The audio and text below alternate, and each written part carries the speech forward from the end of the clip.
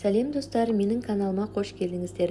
Бүгін сіздермен бірге өте дәмді кремі мен начинкасы үйлесімін тапқан балды торттың рецептімен бөлісетін боламын.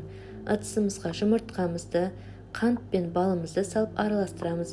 Содан кейін үстінен сары майымызды салып, отта ерігенше ұстаймыз.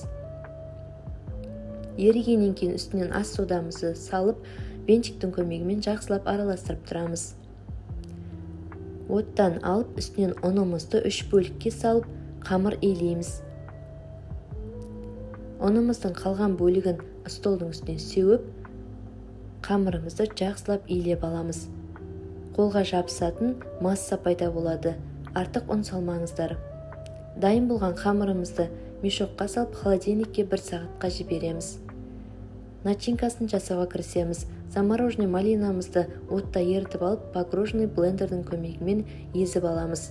Содан кейін ситаның көмегімен өткізіп, пюре дайындаймыз. Дайын болған пюреміздің үстінен қант пен крахмалымызды салып, қою болғанша отта ұстаймыз. Кондитерский мешокқа салып, холодильникке салып қоямыз. Холодильниктен шыққан тестамызды өлшеп аламыз. 844 грамм шығады. Оны теңдей 13 бөлікке бөлеміз. Сонда әрқайсысы 65 граммнан келеді. Тестамызды оқтаудың көмегімен дөңгелек етіп жайып аламыз. 20 диаметрлі формамен кесеміз. Және де оны вилкамен тесіп шығамыз. 180 градус қызған пеште 3-4 минут пісіреміз. Енді кезекте кремін дайындауға кірісеміз. Салқын сливкиге сахарный пудраны салып, қою болғанша миксерлейміз. Үстіне 20% қаймағымызды салып, тағы да миксердің көмегімен жақсылап миксерлеп аламыз. Тортымызды жинауға кірісеміз. Подложкамыздың үстіне аздап крем жағамыз. Содан кейін коржымызды қойып, кремін жағамыз. Екінші слой тағы да корж қоямыз. Содан кейін крем жағамыз. Оның үстінен начинкамызды саламыз. Дәл солай барлық корждарымызды жинап шығамыз. Коржы, начинкасы, кремі барлығы өзінің үйлесімін тапқан өте дәмді әрі нәзік болып шығады. Сіздер де жасап отбасыларыңызды қуантыңыздар, және де қонақтарыңызға да ұялмай ұсынуға болатын рецепт.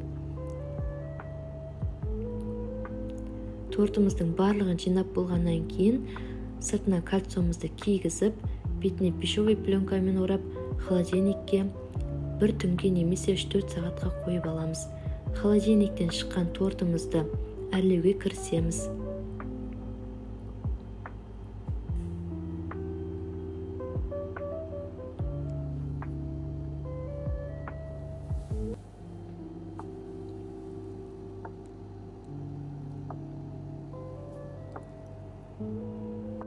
Үгітіп алған корждарымызды ситаның көмегімен сеуіп шығамыз. Өздеріңіздің қалауларыңыз бойынша түрлі жеміс-жидектермен әрлесеңіздер болады. Рецепт ұнаса каналыма тіркеліп, лайк басып, комментарий қалдыруды ұмытпаңыздар.